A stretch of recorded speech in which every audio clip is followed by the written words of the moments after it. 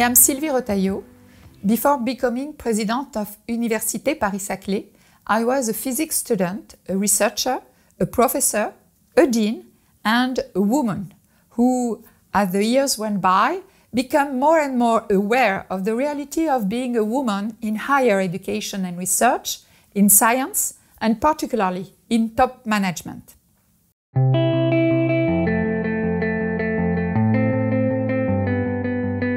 I was a student.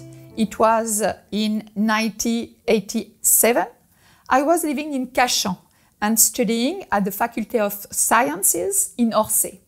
IHES was already a very special and mysterious place behind its old, high stone walls, which we used to pass in front of to go to class. It was for me and my fellow students a kind of secret society that felt something inaccessible.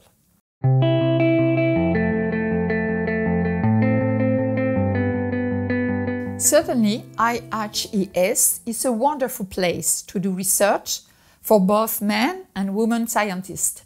However, in mathematics, just 15% of tenure-track positions are held by women, one of the lowest percentages among the sciences, along with computer science and engineering. I have the impression that this trend is hard to reverse. These numbers show that something is going on in the field of mathematics. Social science researchers believe that one of the contributing factors, what they call the brilliance effect, the idea that natural brilliance, or knack, for a subject drives success rather than hard work or perseverance. And sadly, women are less likely to be seen as naturally brilliant. There are several studies that show that in fields where the word brilliant and genius were less likely to be used to describe women, women were also less likely to reach the upper levels of academia.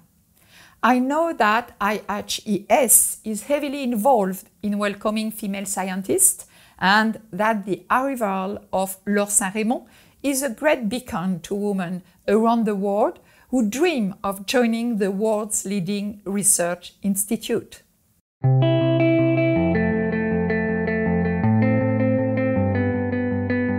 The institute is one of the best places in the world for scientists to lead research and stimulate their creativity.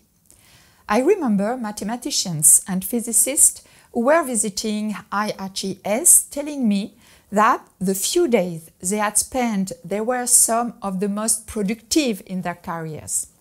We know that the model of IHES mirrored that of the Institute of Advanced Study at Princeton. But what Léon Mochan created here in 1958 at Bure-sur-Yvette is so much more than just a space for theoretical sciences, mathematics and physics and their interactions. He created a haven of knowledge that is both timeless and at the cutting edge at the latest mathematical research. The Institute's successive directors have all preserved this spirit and mission and developed it so that today IHES is one of the spearheads of French scientific excellence, in mathematics in particular, our university being currently ranked #1 worldwide in that field. Being recruited at IHES means that you can be confident that you will be able to pursue your research to the highest international level and dedicate yourself fully and freely to your work without limitations, a dream for any researcher.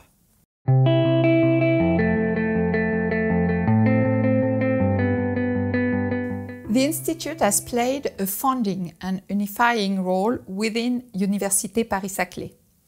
A founding role because, right from the very start, the Institute was heavily involved in the project to build a new French institutional model with a strong international focus.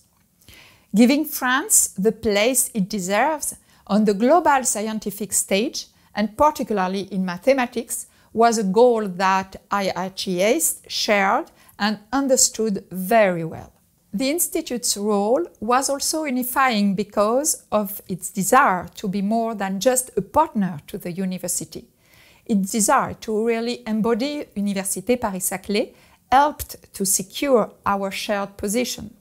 Today, the Institute, alongside the university's other labs in mathematics, has been recognized as the world's first mathematics research center.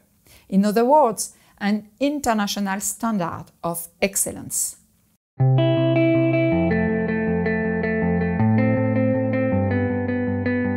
Girls currently make up more than half of the population of talented secondary school students in Europe and in the United States.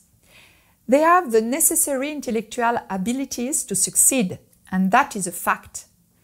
In France, for 30 years, girls have on average performed better than boys in scientific subjects, but have not considered studying science further. I know that one of the recommended approaches is to make scientific professionals more appealing and likable, so that young girls can identify with them. I totally disagree with this. Making girls' motivation a question of emotional sensitivity just reinforces gender stereotypes. More and more young people are in search of meaning. Thinking that girls find more meaning in professions that require sensitivity is an idea that is just as unfair for girls as it is also for young boys. We should all be working on this constantly. If not, we are losing approximately 50% of a country's scientific potential. So, I think that we have plenty of approaches to promote. I will name two. For me, the first and perhaps the most important approach would be to reinforce the image that women have of themselves in general. The image that a young girl has of herself is for me one of the keys of her believing that all career paths are open to her. That is one of the reasons why Université Paris-Saclay has a priority program on gender, equality, and increasing women's visibility in society. The second priority is encouraging a practical approach in the sense of praxis, that is to say, abstraction, investigating as well as experimenting. Getting your hands dirty in mathematics is just as possible as it is in chemistry, biology, or physics. I am not a mathematician, but I remember speaking to the eldest daughter of a top mathematician who told me how her father sparked her interest in mathematics. He told her in primary school that she was not allowed to use an existing method to do an addition or subtractions. She had to work it out with her own technique. In this respect, girls around the world have always known why and how to find a way to exist.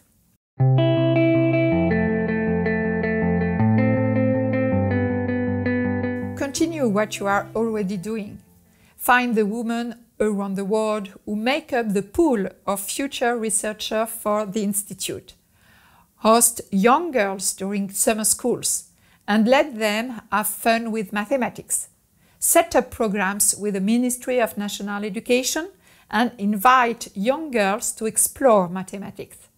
Let's show them how mathematics is present in all aspects of their daily lives. Let's send them to prestigious places around the world where we will have launched Women for Mathematics and Physics partnerships. There is a long way to go, but we have the drive and determination to do it.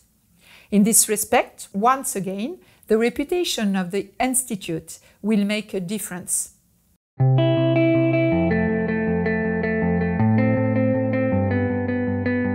My professional journey has been marked by opportunities. I believe in hard work and commitment.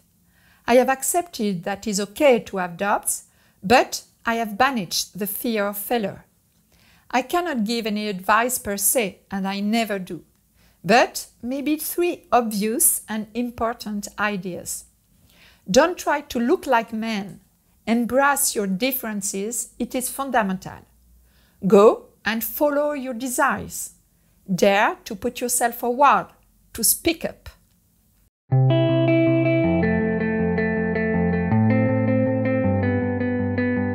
The magic of the Bois Marie.